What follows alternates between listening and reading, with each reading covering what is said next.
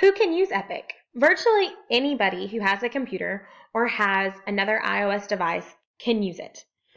Teachers and librarians have access to setting up free online classrooms for their students, which is amazing. Teachers can set up online classrooms for their students and assign them certain books and certain activities or quizzes.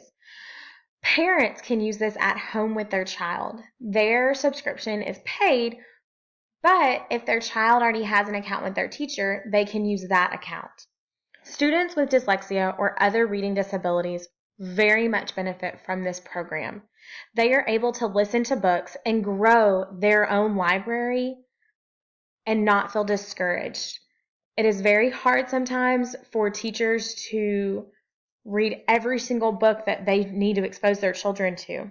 But with Epic, in a small group setting or in a one-on-one setting, a student can listen to a book and follow along as it is being read to them.